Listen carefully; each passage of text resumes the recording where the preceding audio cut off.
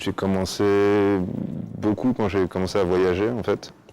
J'avais besoin de raconter ce que je voyais et de communiquer avec les gens qui étaient loin, parce que j'avais laissé ma famille et mes amis à la maison. Et du coup, j'ai commencé à beaucoup photographier en voyageant en Asie, en Afrique. C'est devenu un moyen de communiquer pour moi. Alors ça s'est organisé en partenariat avec Tropicatrium, qui est la scène nationale de Martinique. J'avais présenté un projet il y a déjà 2 ans, qui était mon projet de faire des photos du carnaval des Caraïbes. Et ils ont trouvé ce partenariat avec le Centre Léon. Ils sont venus une première fois les rencontrer, et puis ça s'est fait.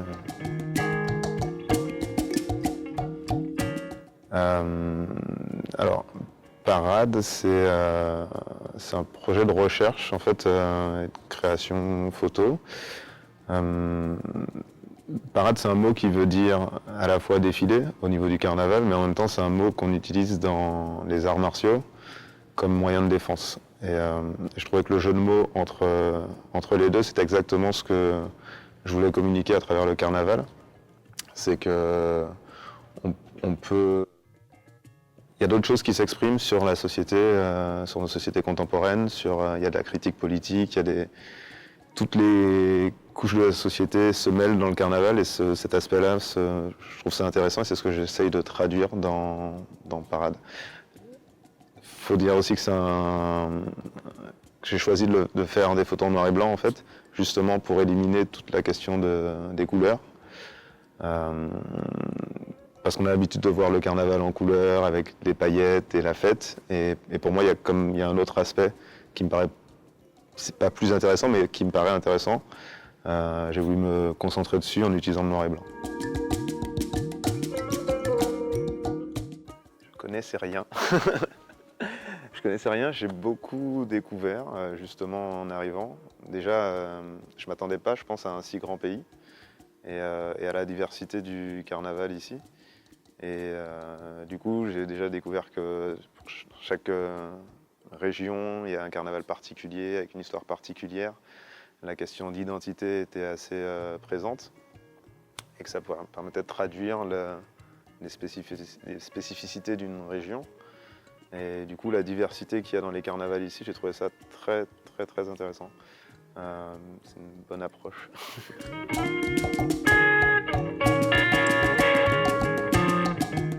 Alors, j'ai commencé par le carnaval de Santiago, ici.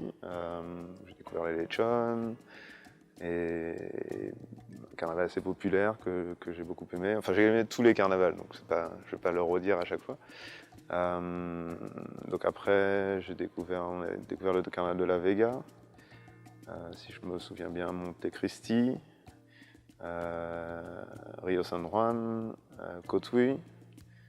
On est allé à San Pedro de Macorís, et je me prépare à voir le défilé national qui rassemble en fait les carnavals de toutes les régions de République dominicaine.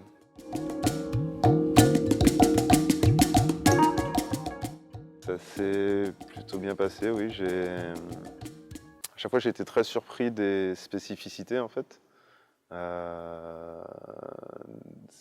Je trouve que c'est très riche en termes de, comme je dis, en termes de diversité. Donc, à chaque fois, enchanté de la diversité de ce qui m'était permis de voir. Il y a eu le Carnavalito aussi au Centre Léon, en fait, que je trouve qui est une très bonne initiative pour perpétuer la tradition et inculquer aux enfants les valeurs sur les traditions. Je trouvais ça très, très intéressant comme approche. Ça m'a aussi permis d'ailleurs de prendre le temps d'écouter différemment, parce que souvent je n'ai pas beaucoup de temps pour faire des photos, parce que tout se passe vite au niveau du carnaval. Et je pense que le son et la musique, c'est aussi assez important, donc j'ai pu prendre le temps à ce moment-là de mieux écouter, je pense.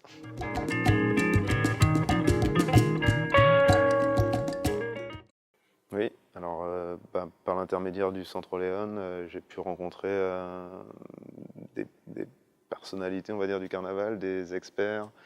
J'ai rencontré Dagoberto, Terrada, Wampa, j'ai rencontré... Enfin, à chaque fois, en fait, pour chaque carnaval, j'ai été accompagné par des gens qui connaissaient le carnaval de la région.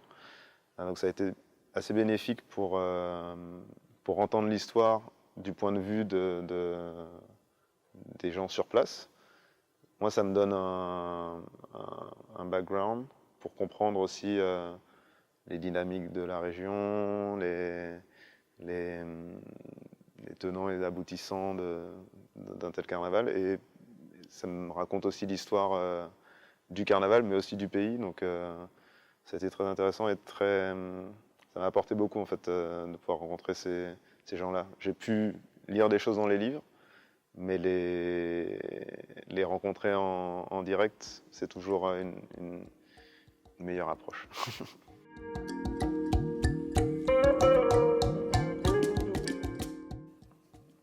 Super aussi. Via les outils de recherche du Centre Léon, j'ai pu avoir accès à la base de données des différents livres qu'il y avait. Dès qu'il y avait une référence, je pouvais chercher, retrouver même avec des mots, je pouvais trouver un livre qui parlait du sujet. C'est beaucoup d'informations. Ça m'a permis d'asseoir un peu, pareil, une base de connaissances, pas mieux préparée pour aller sur le terrain, d'avoir une meilleure compréhension. Il y en a tellement en fait après de livres que de toute façon ça finit jamais, mais c'est comme le carnaval, ça finit jamais. Mais c'était important pour moi en tout cas de pouvoir voir des choses avant de les voir sur le terrain.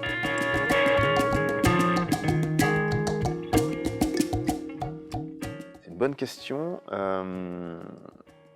Déjà il y en a beaucoup, il y en a vraiment beaucoup.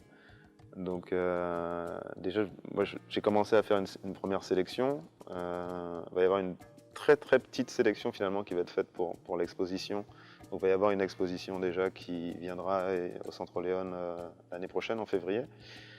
Après il y a toutes les autres photos. Moi j'ai le projet d'un livre, mais encore une fois qui rassemblerait qu'une petite quantité de photos parce que finalement, le carnaval, c'est un sujet qui est tellement vivant et tellement en mouvement tout le temps que ça ne s'arrête jamais en fait. Mais voilà, il y a déjà en tout cas cette exposition, ce livre, et puis après, on verra.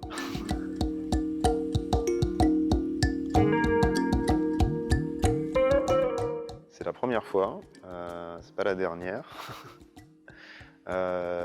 J'aimerais beaucoup revenir. J'ai découvert aussi qu'il y avait des carnavals marrons qui ont lieu au-delà du mercredi des cendres. Et du coup, tout cet aspect très culturel, très lié à la terre et au magico-religieux parfois, me semble intéressant aussi à aborder. Donc il faudra que j'espère pouvoir revenir.